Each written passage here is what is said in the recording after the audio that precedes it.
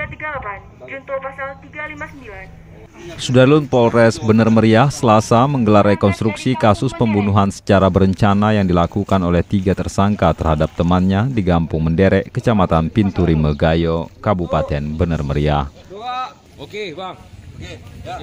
Di mana korban bernama Syahril Akbar, 21 tahun, ditemukan oleh warga telah membusuk dan beberapa bagian lainnya tidak utuh di pinggir Sungai Pesangan Sabtu lalu.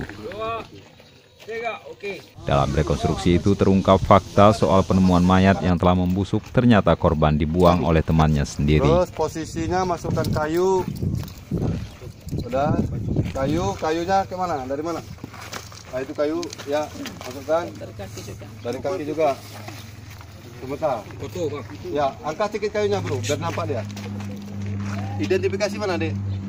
Hal tersebut terungkap ketika proses rekonstruksi berlangsung menggunakan pengeras suara yang dibacakan pada adegan ke-26. Korban Syahril Akbar tertimpa kayu yang sebelumnya telah dipotong oleh kawannya. Penyebab pembunuhan? Dari hasil keterangan yang kita dapatkan dan pemeriksaan dari saksi dan tersangka bahwa sebenarnya korban ini awalnya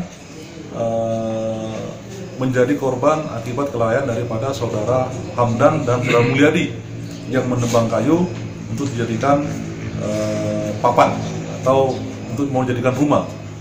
Setelah kejatuhan, dari pemeriksaan, kedua tersangka yaitu Mulyadi dan Hamdan itu bukan menolong, tetapi malah berusaha untuk bagaimana agar jatuhnya korban ini itu bukan karena kesalahan mereka. Jadi awalnya itu cuman mereka ini membiarkan daripada korban di tempat jatuhnya kayu.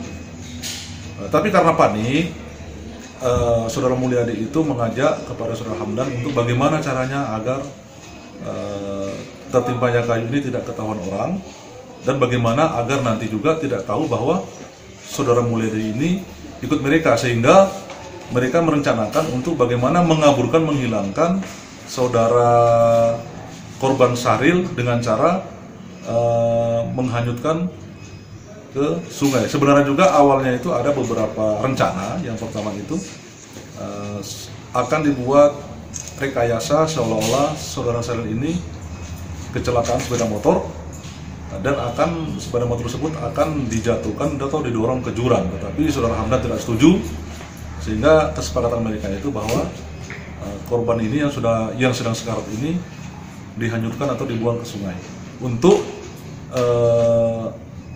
menghilangkan jejak, seolah-olah bahwa korban ini adalah korban hanyut dan identitasnya tidak diketahui. Demikian. Dari Redelong, Muslim Arsani, Serambion TV.